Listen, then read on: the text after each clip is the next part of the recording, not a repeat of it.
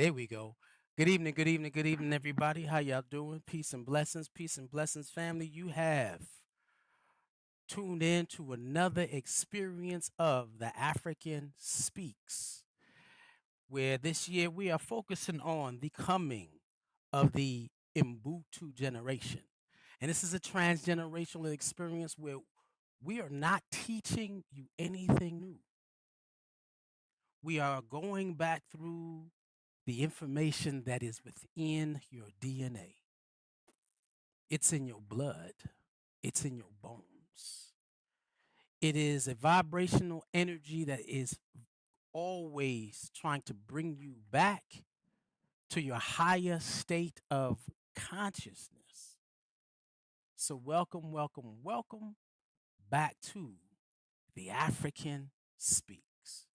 Now, today, we're going to go, and any time that we get started, because I've been having newcomers, a lot of newcomers, and that's pretty good. I love that. Where I'm always going to take the time to go over where we are. Now, we're going to do this up until March in terms of the recap, because that at the end of March, it ends the first quarter. So at the end of the first quarter, there'll be a whole nother series of information coming in regards to Ubuntu, but it'll be a whole different angle in which we approach it. And so I would love for everybody to play catch up. And if not, go to the African Speaks YouTube page, and it's all there. Uh, but in the beginning, as we continue and as we move, just a refresher, we talked about Ubuntu. We talked about Ubuntu being divine. We talked about who you were before the world defined you, who you were before definition. It's not even just you as an individual, but who we were. And then from this statement, we talked about one blood, the mitochondria Eve gene. There was no necessarily Adam and one Eve, because you can't have two people populate the whole world. But you can have, when it says, let us make man in our image, you can have an Adam represent the male, the Eve represent the females. One African family, one humanity coming from the Most High, the concept of the Most High. And then we also talked about in this phase of giving a foundation of what is Ubuntu, more than just the I am because we are. It is definitely a philosophy. We said that we as a people have to study our African history, which is the history before colonialism. You need, if you want to get an example on who we were and how we came up with these concepts and these understandings of what I will call sacred geometry, you're gonna get more of that to come. And a true sense of self and relationship to the universe, you got to start studying way before slavery. We had we just left Black History Month, and I was pushing this. I'd rather study African history. Black history is okay because it allows us to focus on what we did within our struggle. African history starts when you start dealing with the issue of one, liberation, two, before the separation of your memory, your understanding of your relationship to the Most High. And that's the part we got to always be mindful of. And so now, wait, okay, we got this.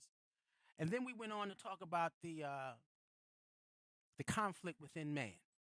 And man, when we say man, we're going to talk about again male and female. The conflict within man is that conscious level, that spiritual warfare, where you have your African mindset that understood who we are, whose we are, and why we're here, to the point where we're separated from all of it. And most, 100% of us, I don't care how high you get in the spiritual order of discipline, we're all still dealing with that colonized mind. We're all still, in one shape, form, or fashion, we're all fighting it, right? And so we went from there to talk about what's now, right? That colonized mind. We also dealt with the issue of decolonization here. What does it look like to decolonize yourself? What are you decolonizing yourself from? That mark of slavery and the colonization of the motherland Africa. My greatest experience in this scenario was when I'm talking to a friend, and uh, she talks about how she travels, and she can speak, and how she has dealt with the experience of going back in time and seeing herself and others in different lifetimes. And I asked, did you go so far where you can see the mother standing on the motherland, crying for her children, sailing away from the ship, and healing that pain? Because in this is nothing but us dealing from a traumatized mind, and actually to reach an open concept of who you are. You do not want to deal with trauma first. You want to have an idea of what it looks like to be healed. So, decolonization, understanding who you are before you even dive into your trauma. So you know where you're trying to get to. Because most people will go for psychological, emotional, and spiritual healing, not knowing what is the end game. It's not to make a better slave, but it's to get to a point of sovereignty. One, the mindset, African mindset, is of African sovereignty. There's nobody between you and the experience of God. And then the colonized mind, where everything is broken up and you are a fragment of who you were called to be. And then from that space, we went into the concept of the kingdom within. And we deal with the issue here of consciousness. The kingdom of the Most High, the most spiritual essence of who you are, is consciousness. And you access that consciousness dealing internally. And then it manifests itself through the identity, your consciousness. That spiritual technology of consciousness becomes your identity. And everything that you do in that space of experiencing your spiritual self governs what you do, everything that you know. And there's a difference between knowing and believing. There's a difference between knowing and faith. Knowing is absolute. There's nothing that's going to come in between you and that. And so again, this is a recap for those to catch up. And I always say, if you have any questions, comments, or concerns, always hit me up. Y'all know my number is not secret. And up here, if I can catch your text messages while we doing this, I do my best to respond. And so from this point, we went to dealing with language as programming. So now you know who you are or who you were. You know about our wisdom of how we saw ourselves beforehand in the beginning of Afro consciousness. But then we see that we were attacked. Now we are in a space and in a state where our conditioning, our psychological conditioning, is no longer being handled physically. The brutality of ignorance that kept us or keeps us from experiencing our higher selves is no longer physical. We have access to the internet, and I see the majority of the people from African descent are using it from pure stupid entertainment. And that's everybody. There's nobody escaping that. I don't know how many individuals that I can see, witness, and check out that they have more stupidity on their social media pages than anything conscious, where you're trying to feed back not only to yourself, but into the community that you're a part of, to show people, look, I know who I am, so I exude this information in everything I do, even in social media. So the language I use will deprogram myself as well as the people I'm connected to. Language. And we said in this words as neurology, neurological architecture, excuse me, is an experience where it is tightening up your nervous system. Your nervous system is key for the energy flow as being energy beings in your body flowing, living in survival mode, not being in touch with your divine self, and always focusing on food, clothes, and shelter. We're here. And so you can have language. This is where they got the affirmations from. And your affirmations where you're speaking not only to others to help deprogram others in your conversation, but you're also saying it to yourself. And we work on that level of language. Now, in previous streams, I've mentioned that you have to go to your lowest frequency, which is I am. Like, what? Yes, positive affirmations, the I am is the lowest vibration. And it has to travel up to the highest chakra to where your affirmations are experiencing the concept of I know. What do you know about yourself and your relationship to the universe, your relationship to the earth, your relationship to your people, your relationship to your family, your relationship to yourself, your relationship to animals and plants? What do you know about that connection? And how do you live from that awareness? And so from there we dealt with the emotions. The self-governance, because we stated that in the battle of the African mind versus the colonized mind, we're dealing with the issue of survival for the colonized mind and sovereignty in the African mind. And in that state of sovereignty, there's a level of intellectual intelligence or emotional intelligence, excuse me. In sovereignty, there's an understanding on you are allowed to express everything, but in a healthy manner. It is the understanding that, yes, emotions comes like the changing of seasons. Nobody is at the same frequency all the time.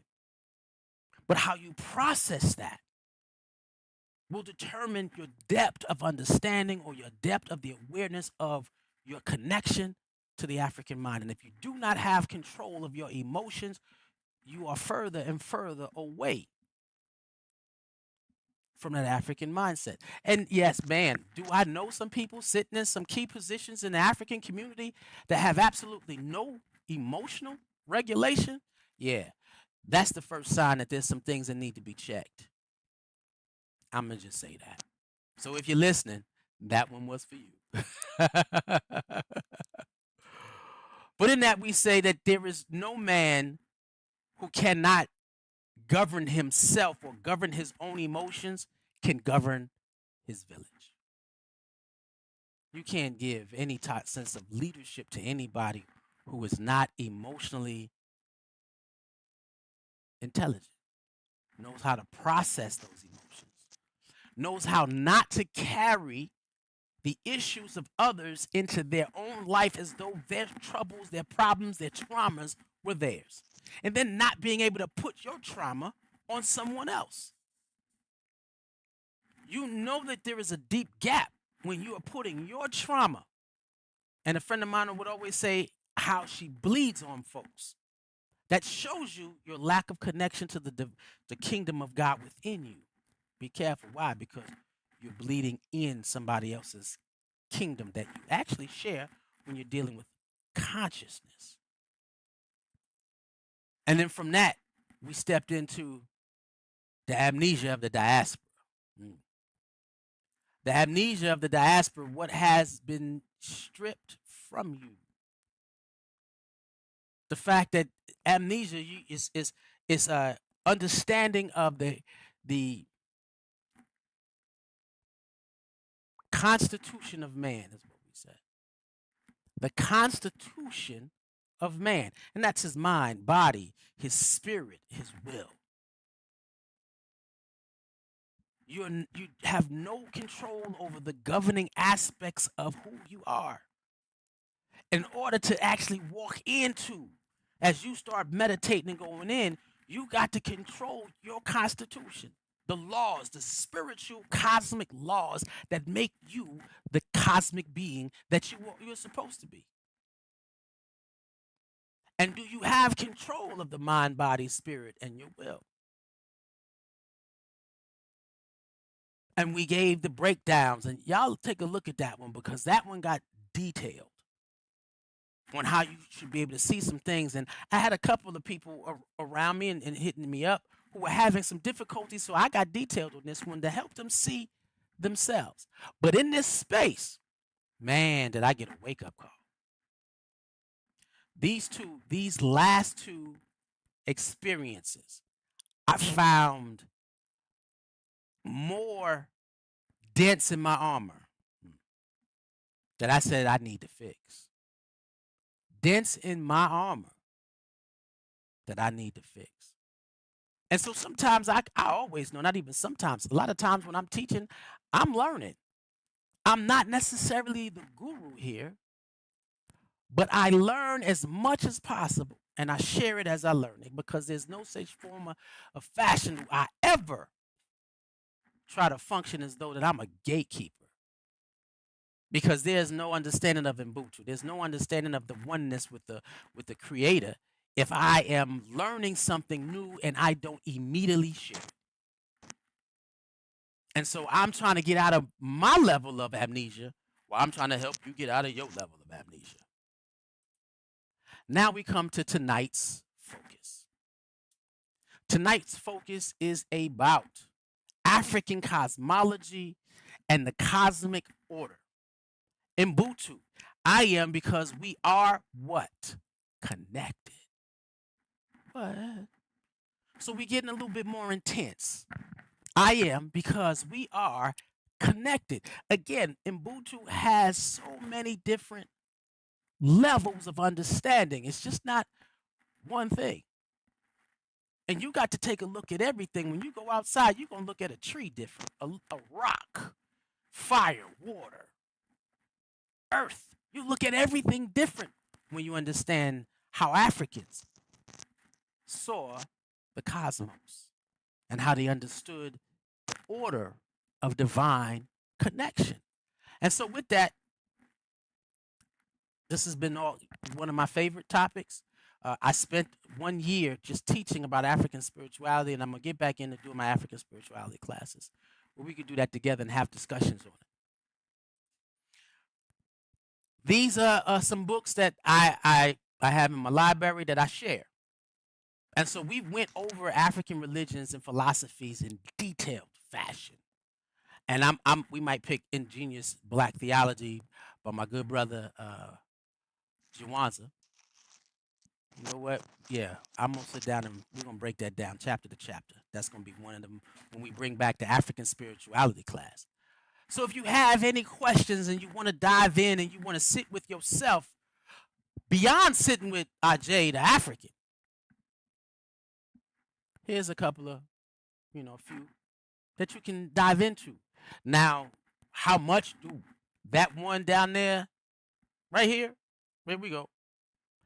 Wade Noble's powerful book. This particular one, when we're dealing with the cosmology of Africa, as well as how to decolonize the mind to get you to that understanding where you're walking into Ubuntu as a being. If you see it from Black psychology to the science of being. At the Pan-African Orthodox Christian Church, they call it Kua, the science of becoming what you already are. It's important. So now as we dive, now a lot of this today is going to come from the African religions and philosophy. And so we take a look at how did they see the cosmos? How did Africans look at cosmology? And we're not going to go, and I did an African, again, this was a class, it was a live stream. I actually played it a little bit for myself just to refresh myself. You got monotheism and polytheism. Different ways to see the manifestation. One is one God. Another one has deities. Now, people are like, well, which one? It don't matter which one you want to follow, which one you want to believe. Why? Because Africans created all of it to express their relationship and connection to the Most High. To the Most High. Even though polytheism have multiple gods, there's still always one supreme God. And under that one God, you have deities. Smaller deities, and then it breaks it down. And when we take a look at that hierarchy, right, you have God at the highest height. Then you have what is called the living dead or ancestors. Now, ancestors is and there's two phases to that. What do you mean by the living dead, Isaiah? The living dead are those ancestors who you still remember. I think they like a generation. As long as you know their names and you can say their names and remember their faces, that's the living dead. Those are ancestors that are immediately connected to you. Africans knew this. This is just whether it was monotheism or polytheism. This is what they, man, immediately I can access my ancestors. That information that comes to me. What? And then if you see the top, God, that is God, and inside that will be breaking down into deities. The deities and the supreme. Then you from under that you have what? Your ancestors. Those you remember and those you know but may have forgotten names. But in your bones, in your spirit, in your essence, you remember them. You'll see people come with faces that you haven't seen, but in your dreams and in your meditation. But you know that they belong with you. And so the living dead are those immediate ones, and then the deeper ancestors, the ones who are spirit, more spirit than flesh, are the ones you can't remember what they look like. You just know that they're there. And then, of course, you have living human beings. You have us. You have the physical. This is the hierarchy. And it doesn't matter whether or not you were monotheism or polytheism. Why? Because it was important. You have everything, every human being that was here.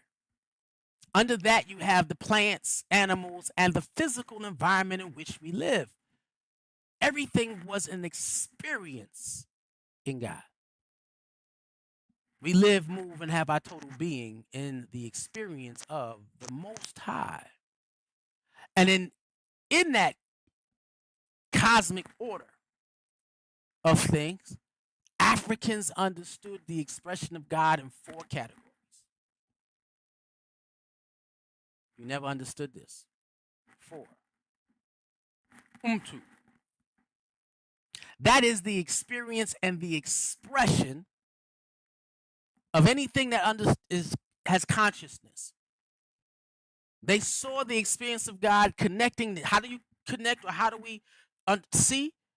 First category, everything that has consciousness. They connected that inside the experience. So you name it. Everything that has consciousness.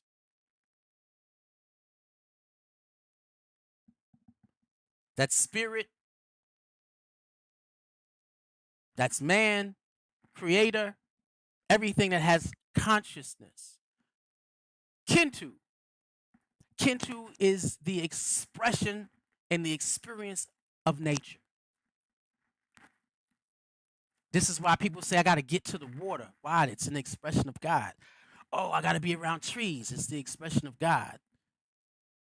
That even in the sand, in the desert, people who go out to Arizona, the expression of God.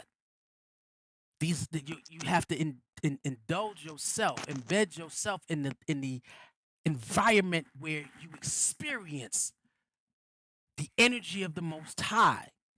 Now, of course, all this is external, but we also know it's an internal experience. And then Hantu.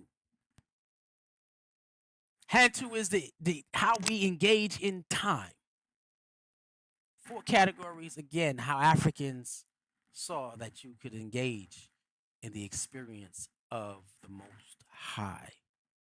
And the time was broken down into the Zumani and the Sasa. Meaning that, and this is why they honor their past. They didn't forget it. They didn't walk away from it. They didn't deny it. They honored their past. They studied their past. They learned from the past. Why? Because what we learned, what we've done before, will help us understand where we have to go. And then the Zumani, that was the Zumani, that was in the Sasa, is deeply important because, and according to one of the books that we were talking about, There's no conversation about the future. And not in the future in terms of years. Time is cyclical, right? Harvest season, planting season, cold season. It's like the seasons change. Time. When you experience the transformation of the seasons and weather, you are experiencing God. And so in the Zamani, in the Sasa, everything is about right now. Why? Because you don't know when your expiration date is up. So if you do everything right and righteous at the moment in which we sit, the future is already taken care of. But if you're too busy looking in the future, what are you going to do to get there? The most important time is where you are and where you've been, because the future will be handled if you understand the wisdom that comes from your history. This is why you honor your elders. The elders have more access to time than you do. So you honor your elders because of the Zamani that lives in them. So when you speak to them in your Sasa, your present, your time, they got more wisdom to pull from. And in that wisdom, you experience the Most High. Now, Kuntu is modality. How we physically express our gratitude and the experience of power. And that's rituals, that's initiations, that's singing, that's dancing, that's chanting, you name it. Africans saw all expression, every physical thing, even relationship, interacting with people. It is an expression of God. There was nothing in African cosmology that was separate from the experience in God. That's why a lot of even names are sacred. Dates and times are sacred. Eating, communing together, sacred, because it's all in the experience of God. And you can say, I say God, and you can say the Most High, you can say the universe, you can say the source. And if we just deal with the source of all things, this is the experience, 4 categories that allow us to experience the source of all things. And all of this manifested way before the art of separation. The issue of separation, why? Because how we saw the universe to exist. We had, in order for us to be a slave of the slaves, or in a slave species, an enslaved species, you had to disconnect us from all of how we saw us existing within the cosmos.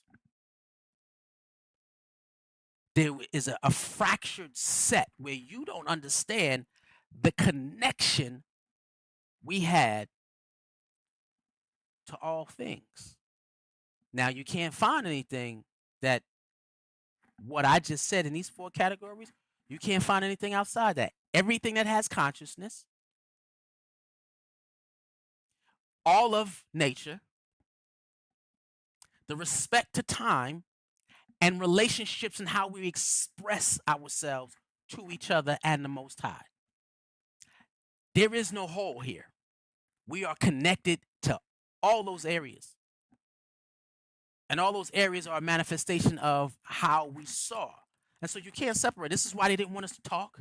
They didn't want our language, because it's how we communicate. It's how we vibrate in our energy. It's that oneness. That's why they had to kill our names, because the names was a reminder of who we are. My name not Toby, it's Kunta Kinte. One love, the African who can take over the slave ship and row us back to Africa. One love, Fundio Labayo. I wouldn't be here without that story. And that understanding where we dealing with that, we need Africans who can take over a slave ship. The slave ship is no longer physical. It is how you think right now. Your slave ship is how you think, and whether or not And they make you roll to your own destiny of a fractured mind. That is now the power of colonialism. Like what? It took you away from that African cosmology, that understanding of how we are and how we exist in the universe. Now, let's get it. Can you imagine before separation? Let me get here. Before slavery, before the psychological conditioning of an African mind, before the rape and pillage of our women and children, before the stripping of our connection to our land and the land itself, controlling all of it. Before all of that, we understood and knew, Africans, when you get there, Africans knew. It's in your blood if you got some picnic in you. Africans knew that we are in a connected universe, a living, connected universe. There is no separation between us and each other, us and the cosmos, us and our galaxy, immediate galaxy, us and the earth. Let's go down. Us and animals and nature, us and our ancestors, us and each other. There is no separation. We are existing in a living, breathing, moving experience of the source. All of us are. Everything is. And so to be able to honor that in how you walk and talk, man, let's fight for our sanity back. Because that's the life and world I want to live in. Why can't black people work together? It's because we forget that we're unified. It is because of that amnesia.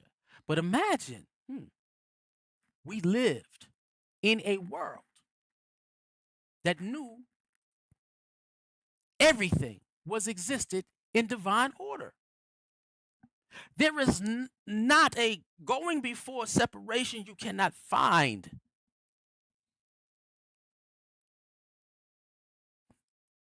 A tribe, you cannot find a village, you cannot find a kingdom, you cannot find a society that did not know, an African society that did not know that everything was in divine order. And it's why our spiritual understanding helped develop who we are. And we still have some of the largest civilizations and the greatest contributors to humanity, because everything about us was functioning out of the fact that we're living in divine order. And if your life is not going well, check on how you see things. Do you see yourself connected in divine order? And that's the order. That's your connection to your children, connection to your family, connection to your people, connection to your community, connection to everybody in the diaspora. Everything is in and created in divine order. African cosmology. There was no separation at all.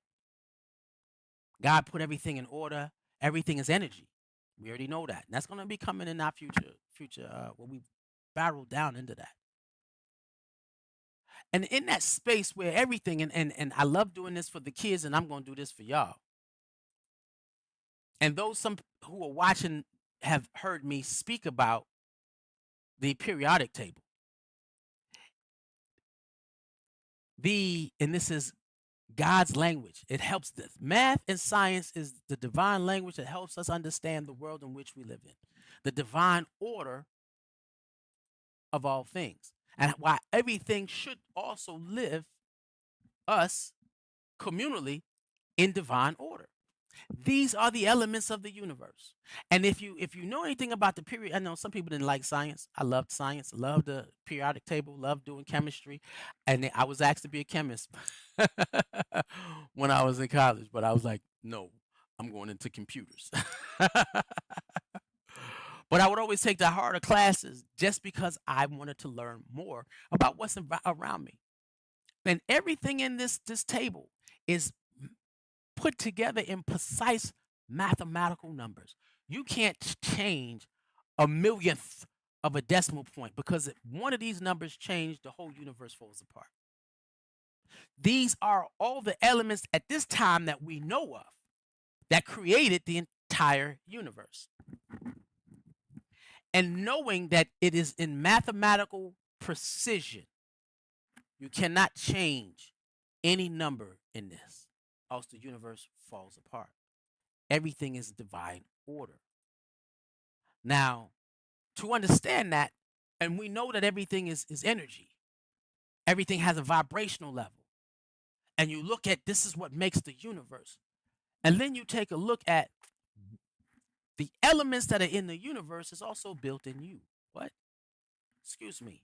You're trying to tell me that I have the things that bring this universe or this cosmos together is in my DNA?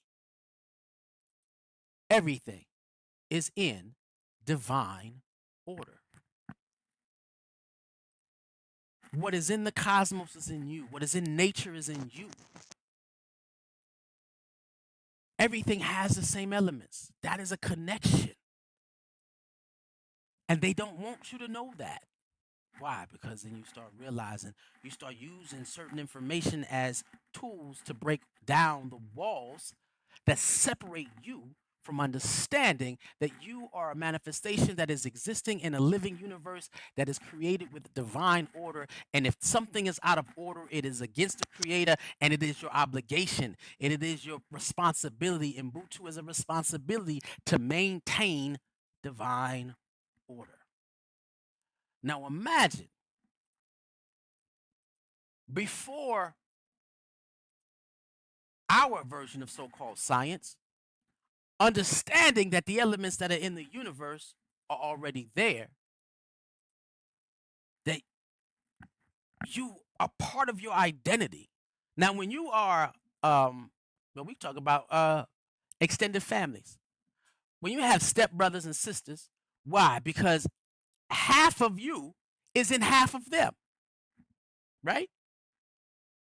When you want to sit down and understand your cosmic identity, your cosmic blueprint, and you look at it through the terms of having a stepbrother and sister. Now, for me, I don't have stepbrothers and sisters. I look at them and that's my brother, that's my sister. Those are my sisters. We don't separate. We just know that we are connected, fused together. We don't see separation just because one of the parents might be off. I have brothers and sisters who are a part of my being, and there is no same mother or father. But we're going to talk about this situation. When you have a stepbrother or stepsister, that's a part of who you are. So to have the elements of the universe tells you what? That you have a relationship to the universe that is made in perfect order for you to exist in. You have a responsibility to remember that relationship, that connection. Okay, you don't have all the elements, but that's still, wait, you may not have all the elements, but you still see the universe as a connection to you. You are a direct manifestation of the cosmic wisdom that created all things. Africans, before that science, knew all of this. That's why the constitution of an African was always spiritual, always communal, always sovereign, before the interaction with the Eurocentric genotype. They understood that bind, that connection, that relationship. All things are a manifestation of divine order. All things vibrate. If the elements and the atoms within those elements vibrate at frequencies, and then those elements that vibrate at those frequencies are inside of you, you are supposed to be able to vibrate with the frequency of the universe. You are the tornado. You are. People say, endure the storm. I started laughing until I realized one day I'm doing this, and I sat down and I sat back. I said, wow, I am the storm. I am the wind. I am the rain. I'm the water. Man, I am the lion. I am the gorilla. I am the wolf. Sometimes I can be the koala bear. And at times I do have that. And this is African because they were able. This is when you look at a Kemetic spirituality, why they have the animal faces, because they understood their connection and their attributes and their characters were in them. There is no separation from us and anything else. Can you imagine without conventional science, Africans knew that we were one with the universe. And then just sit there and realize how heavy this separation we have. If that's not how you feel, I get emotional at times when I'm completely in tune. My hair stands up and I get tears in my eyes because of that. When you find that you get that feeling that you are connected to grass and the trees is blowing and it's giving you shade, and you can speak to life, because all life is man, it's a beautiful thing. It's a beautiful surrender. And I remember when it dawned on me, that experience of spiritual and communal sovereignty, where my constitution, it's the short circuit. I'm slowly short circuiting out that colonized mind. Man, it's the most beautiful and most powerful experience I ever had. I love it, and this is why I fight doing what I do, because I want to know what it's like to be completely sovereign. Let me walk on water.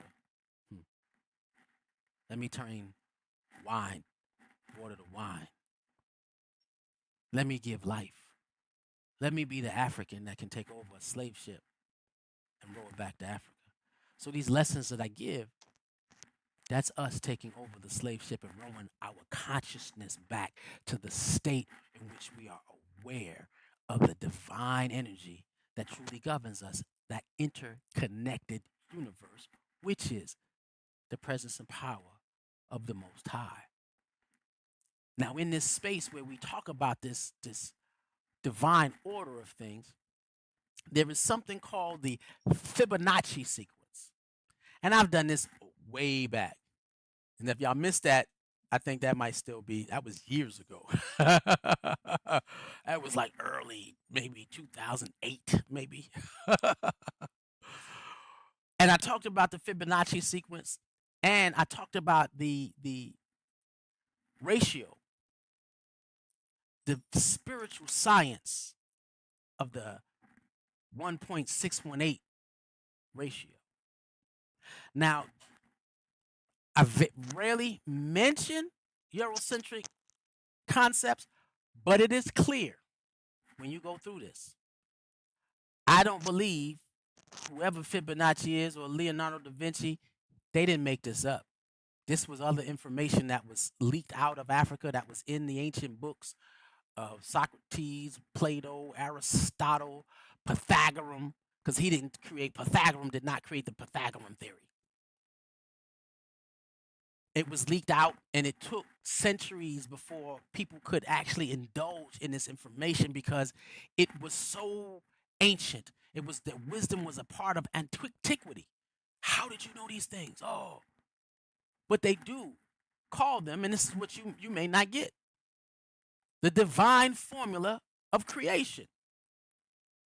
We want, and for a long time, the same way we did as Africans, before our engagement and before the development of the late bloomers, Eurocentric genotype, came on, we already knew when it's called sacred geometry in our conversations. And you can see the shapes of sacred geometry in African life.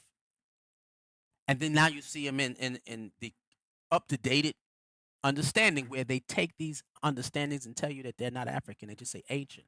And they don't want you to know how connected we were.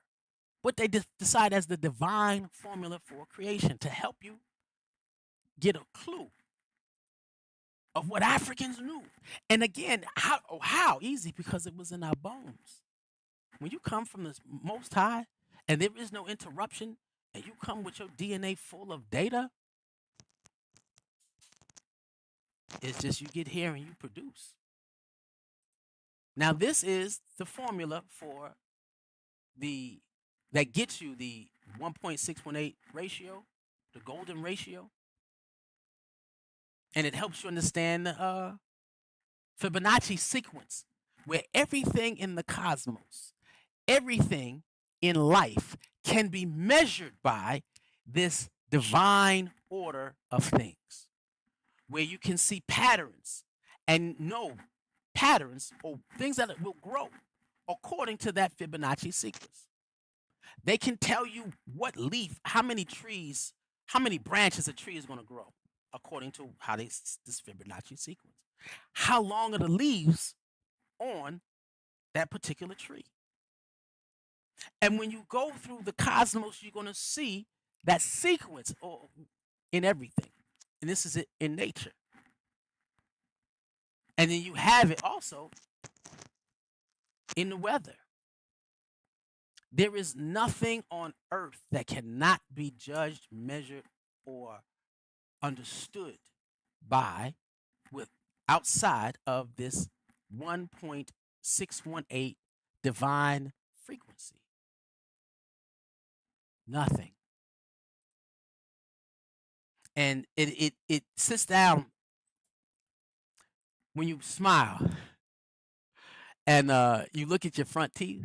These two are the same size, but when it splits, you got one going this way, one group going that way. That tooth next to it is a measurement of a ratio of 1.618 as of the front. And it keeps going down. The one next to that one is 1.618 to the next one, 1.618 to the next one. This is how they can tell that something that is symmetrically put together in perfection. The distance from in your arm, well, let me see if I can do it. Well, we'll do it with your fingers. Each space between each finger, 1.618 to the next. You wonder how they can tell how kids are going to grow after x-rays? Fibonacci sequence. Guesstimating and precise. And a lot of things in the world, in reality, is based off of this divine formula of creation. We are in divine order. And so when you're looking at your relationships, if your relationships are not balanced, it is because you are out of frequency. You're out of that frequency. You're not vibrating at that 1.618 spiritually, emotionally, mentally, and physically. The beautiful thing about this is before it was defined as the Fibonacci sequence, Africans knew it. And so going back, when you take a look at the shapes and symbols, and you use the Fibonacci sequence to understand divine order, how God created all things, in their artwork, you witness the Fibonacci sequence.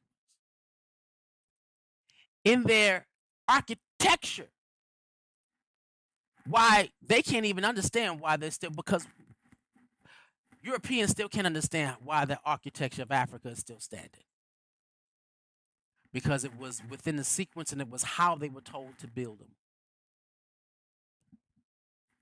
1.618 ratio. Fibonacci sequence is in everything. Now you say, okay, Isaiah, that's nice. But it's also in the creation of the world and the universe. It's everywhere.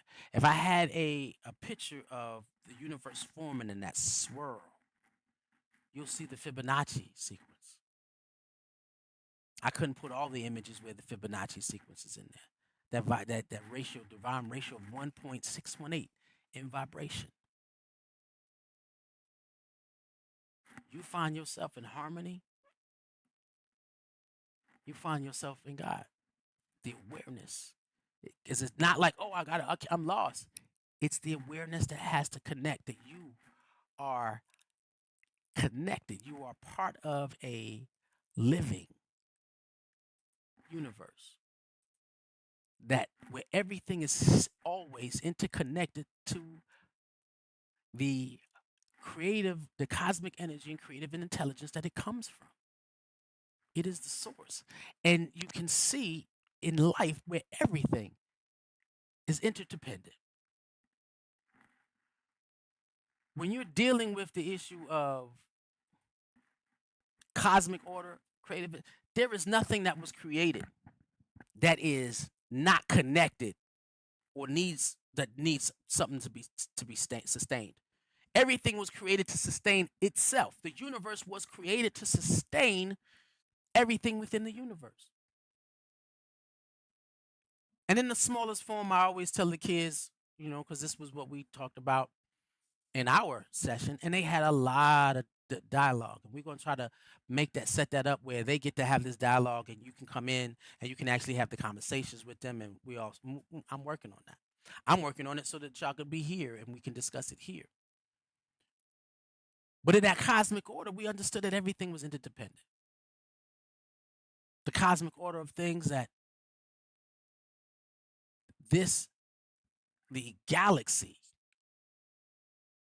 was which is we call it the Milky Way, was created. The planetary lineups was, everything is perfect for us to exist in it. If Mars blew up, Earth won't exist. Saturn blew up, Earth won't exist. If the sun blows up, Earth ain't existent. Everything is interconnected.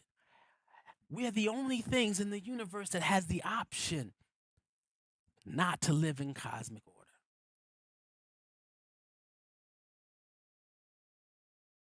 And in this journey to understand Ubuntu, that's what we're working on. Living in cosmic order.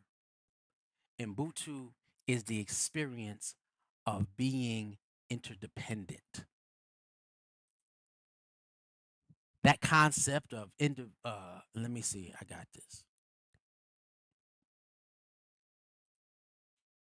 The concept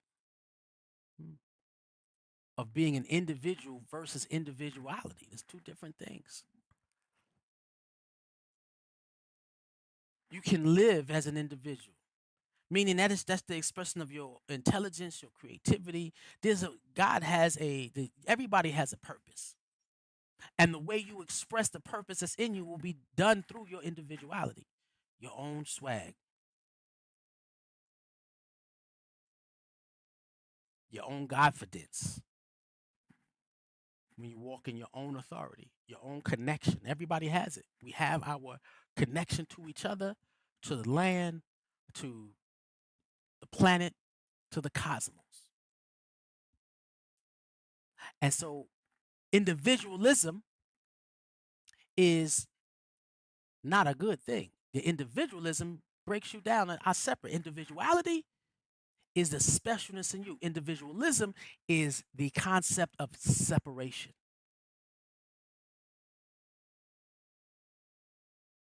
And so when you more individualistic, and I have individuals who believe that they can do things on their own. I don't need nobody. A lot of people think that that's how I function. And I don't, because I know I cannot change the planet and affect to change the planet by myself.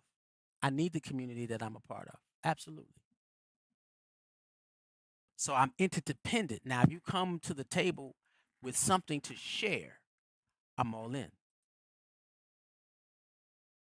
And what we're doing, and I've always say, what happens when our youth are guided into the understanding of being interconnected with the universe that is around them? What type of being that happens When you start like that from your beginning, and you know what are the tools being used to lead us into separation, and you're always looking and knowing, okay, I know the difference between individualism and individuality. I know that I'm interconnected, and I'm dependent on everything and everyone around me that understands that we are connected. We are like minds, like spirits. What does a child look like when we give it to him from birth? What does parenting look like when you're leading a child to understand their cosmic place in this universe? Have you ever asked yourself, what is my cosmic place in this experience of spiritual divine order? Not what the world wants me to do, but what am I called? How well do I interconnect with my people, my culture, my traditions, my Zumani that does not reflect the struggle, but reflects sovereignty. You imagine a child that's connected and is completely sovereign in their own minds? And if you can, I will always sit down and say, come on and join the mission. Join the conversation. Bring a child. This experience is an experience of remembering and opening us back up to our awareness so that we can see the rise of the African within ourselves. We're here to heal the diaspora. We're here to remember. I'm going to sit down and I'm not gatekeeping. I'm going to give everything I possibly can to remember exactly who I'm called and who I'm supposed to pour into, who is ready to see themselves through the eyes of the Creator, to see themselves through the eyes of their people, to know who they are, whose they are, and why they're here. We're going to go into another topic next week. Yeah, I like this one. I like them all because it opens me up more to me, which is me opening up to you. I am a reflection of you. You are a reflection of me. We are interdependent. I can't do this without you. Let's continue to grow together. Peace and blessings. One love.